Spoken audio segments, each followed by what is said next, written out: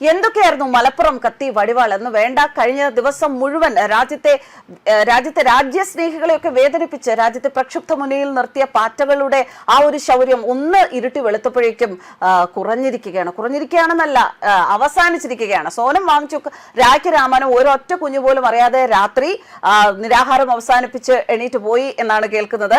അവിടെ അദ്ദേഹത്തിന്റെ നിരാഹാരം അവസാനിപ്പിക്കുന്നതിന് മുമ്പ് എന്തെങ്കിലും ഒന്ന് കഴിക്കണമല്ലോ. അവിടെ നാരങ്ങാനീര് നൽകിയത് ആരാണെന്ന് അറിയാമോ? JP നദ്ദ. എന്താണ് സംഭവിച്ചത് എന്നറിയില്ല. അതാണ് ഒരു സ്വയം സേവകന്റെ വിജയം. നമുക്ക് ഒന്ന് പുറകിലോട്ട് പോയാൽ ഒന്ന് പുറകിലോട്ട് പോയി പഴയ കാര്യങ്ങളൊന്ന് അവലോകനം ചെയ്താൽ മനസ്സിലാകും. പ്രധാനമന്ത്രി നരേന്ദ്രമോദിയുടെ വളരെ പരമപ്രധാനമായ എല്ലാ തീരുമാനങ്ങളും ഒറ്റയടിക്ക് പെട്ടെന്ന് ആരും പ്രതീക്ഷിക്കാത്ത സമയങ്ങളിലായിരുന്നു, അല്ലെ? ഓപ്പറേഷൻ സിന്ദൂർ, നമ്മളൊക്കെ വിഷമിച്ച് എന്താണ് നമ്മുടെ രാജ്യം ഇതിന് മറുപടി കൊടുക്കാതിരിക്കുന്നത്, പ്രധാനമന്ത്രിക്ക് ഇത്രയ്ക്ക് ചുണയില്ലേ, ഈ പ്രധാനമന്ത്രിയെ കുറിച്ച് നമ്മൾ പ്രതീക്ഷിച്ചിരുന്നത് ഇതൊന്നും അല്ലല്ലോ എന്ന് വേദനിച്ചിരുന്ന ഒരു ദിവസം രാത്രി ഇതുപോലെ ഉണർന്നെണീക്കുമ്പോൾ ഇതാ കേൾക്കുന്നു ഓപ്പറേഷൻ സിന്ദൂർ. വെറും നിമിഷങ്ങൾ കൊണ്ട് പാകിസ്ഥാനെ ഒതുക്കിയ ഓപ്പറേഷൻ സിന്ദൂറിനെ കുറിച്ച് നമ്മൾ കേൾക്കുന്നു. അതുപോലെ എന്തൊക്കെയാണ് ഉറി സർജിക്കൽ സ്ട്രൈക്ക്, നോട്ട് നിരോധനം, ആരും പ്രതീക്ഷിക്കാത്ത ഒരു സമയത്താണ് നോട്ട് നിരോധനം സംഭവിച്ചത്. അതുപോലെ തന്നെ ആർട്ടിക്കിൾ 367, ഇങ്ങനെ എന്തെല്ലാം തീരുമാനങ്ങളാണ് ഞൊടിയിടയിൽ പ്രധാനമന്ത്രി നരേന്ദ്രമോദി എടുത്തത്. ഒരു സ്വയം സേവകന് മാത്രം സാധിക്കുന്ന ഒരു കഴിവ് തന്നെയാണ്, ഒരു എബിലിറ്റി തന്നെയാണത്. അത് ഒരു RSSമായി പ്രവർത്തിക്കുന്ന RSSന്റെ പ്രിൻസിപ്പിൾ എന്ന് പറയുന്നത് തന്നെ വേണ്ടപ്പോൾ എത്രയും പെട്ടെന്ന് എടുക്കാനുള്ള ആ ഒരു ചങ്കൂറ്റം, അത് ഓരോ സ്വയം സേവകനും ശാഖയിലുള്ള ആ ഒരു പ്രവർത്തനങ്ങൾ കൊണ്ട്, ശാഖയിലെ തങ്ങളുടെ ജീവിതം കൊണ്ട്, തങ്ങളുടെ പരിശീലനം കൊണ്ട് നേടുന്ന ഒരു സ്കില്ല് തന്നെയാണ്. ആ സ്കില്ല് വേണ്ടുവോളമുള്ള രാജ്യത്തെ ഏറ്റവും പ്രധാനപ്പെട്ട സ്വയം സേവകൻ തന്നെയാണ് പ്രധാനമന്ത്രി നരേന്ദ്രമോദി എന്ന് അദ്ദേഹം ഒന്നുകൂടി തെളിയിച്ചിരിക്കുകയാണ്. നീറ്റ് പരീക്ഷാ പേപ്പർ ചോർച്ചയിൽ പ്രതിഷേധിച്ച് CJPക്ക് പിന്തുണ പ്രഖ്യാപിച്ച് നിരാഹാരം നടത്തിയിരുന്ന സോനം വാങ്ചുക് വ്യാഴാഴ്ച രാത്രി നിരാഹാരം അവസാനിപ്പിച്ച് മടങ്ങിയിരിക്കുന്നു.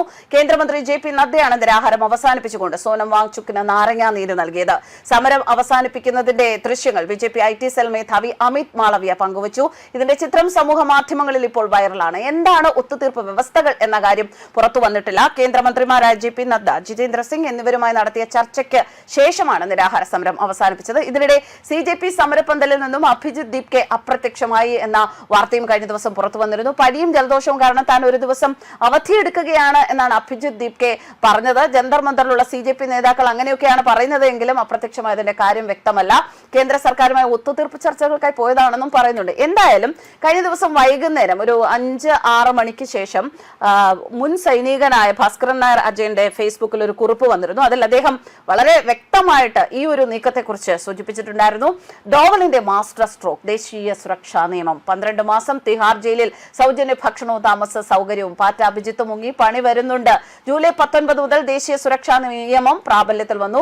രഞ്ജിനി ഹരിദാസ് നാട്ടിൽ തിരിച്ചെത്തിയാൽ ഭാഗ്യം, കൊത്തി മുറത്തിൽ കൊത്തുന്നു. എന്നാലും നിങ്ങളൊക്കെ, അതായത് കേരളക്കാരെ PM മോദിയെ ഫാസിസ്റ്റ് എന്നല്ലേ വിളിക്കുന്നത്, എന്നാൽ ഇനി കുറച്ച് ഫാസിസ്റ്റം കാണിക്കാൻ തന്നെ അദ്ദേഹം തീരുമാനിച്ചു എന്നാണ് അദ്ദേഹം കുറിച്ചിരിക്കുന്നത്. ദേശീയ സുരക്ഷാ നിയമം അനുസരിച്ച് ദില്ലി പോലീസിന് ആളുകളെ കരുതൽ തടങ്കലിൽ ആക്കാനുള്ള അധികാരം നീട്ടി നൽകിയിരിക്കുകയാണ്. ജൂലൈ 19 മുതൽ ഒക്ടോബർ 18 വരെ 3 മാസത്തേക്കാണ് ഇത് നീട്ടിയിരിക്കുന്നത്. അതായത് പാറ്റകൾക്ക് ഭക്ഷണം കേരളത്തിൽ നിന്ന് ഓർഡർ ചെയ്തവർ, പണം വാങ്ങി പാറ്റ സമരത്തെ പൊലിപ്പിച്ച സിനിമാ താരങ്ങൾ, പള്ളിയിലച്ചന്മാർ, പിന്നെ ഒരാൾ കൂടിയുണ്ട്. ഏഷ്യാനെറ്റ് എന്ന അതിതീവ്രവാദ ചാനൽ എന്നും ഭാസ്കരൻ നായർ അജയൻ പറയുന്നു.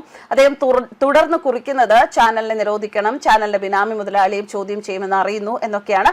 അതെല്ലാം മറ്റു വിഷയങ്ങൾ, അതിലേക്ക് നമ്മളാരും കടക്കുന്നില്ല. കുറ്റാരോപണങ്ങളൊന്നും കൂടാതെ തന്നെ 12 മാസം വരെ തടങ്കലിലാക്കാൻ കഴിയുന്ന ദേശീയ സുരക്ഷാ നിയമം NSA പ്രഖ്യാപിച്ച് അറസ്റ്റ് ചെയ്യാനുള്ള അനുമതി ദില്ലി പോലീസ് കമ്മീഷണർക്കാണ്. അതുമാത്രമല്ല, കലാപത്തിന് ഫണ്ടിംഗ് നടത്തിയവരെ കുറിച്ച് NIA അന്വേഷണം വേണമെന്ന ഹർജി ഡൽഹി ഹൈക്കോടതി വാദം കേൾക്കാൻ പോവുകയാണ് എന്നറിയുന്നു. ദേശീയ സുരക്ഷാ നിയമത്തിന്റെ പ്രത്യേകത കൂടി പറയാം. സാധാരണ അറസ്റ്റിന് വാറന്റ് വേണം, NSAക്ക് വേണ്ട. ജില്ലാ മജിസ്ട്രേറ്റ്, പോലീസ് കമ്മീഷണർ തുടങ്ങിയവർക്ക് നേരിട്ട് ഉത്തരവിടാം. FIR ഇട്ട് കോടതിയിൽ കൊണ്ടുപോകേണ്ടതില്ല. 12 മാസം വരെ കുറ്റപത്രമില്ലാതെ തടങ്കലിൽ വെക്കാം. ഇതൊക്കെയാണ് NSA ഇത്രയധികം പവർഫുൾ ആക്കുന്നത്. തടവിലായ ആൾക്ക് അഡ്വൈസറി ബോർഡിന് മുന്നിൽ പരാതി നൽകാം, പക്ഷെ ബോർഡിന് മുന്നിൽ വക്കീലിനെ കൊണ്ടുവരാൻ നിയമം അനുവദിക്കുന്നില്ല. ഇപ്പോൾ ഡൽഹിയിൽ നടന്നത് ഇതാണ്. സെക്ഷൻ 3 പ്രകാരം ദില്ലി പോലീസ് കമ്മീഷണർക്കുള്ള അധികാരം ജൂലൈ 19 മുതൽ ഒക്ടോബർ 18 വരെ 3 മാസത്തേക്ക് നീട്ടി. ഇത് ഓരോ മാസം കൂടുമ്പോഴും നടക്കുന്ന റൂട്ടീൻ നടപടിയാണ്, പുതിയ നിയമമല്ല. ഈ നിയമം കൊണ്ടുവന്നത് 1980 ഇന്ദിരാഗാന്ധി സർക്കാരാണ്. ഇന്നുവരെ എല്ലാ സർക്കാരുകളും ഇത് ഉപയോഗിച്ചിട്ടുണ്ട്. അതുകൊണ്ട് ഇത് ഒരു പാർട്ടിയുടെ മാത്രം ആയുധമല്ല, ഭരണകൂടത്തിന്റെ ആയുധമാണ്. ന്യൂസ് ഡെസ്ക് കർമ്മ ന്യൂസ്.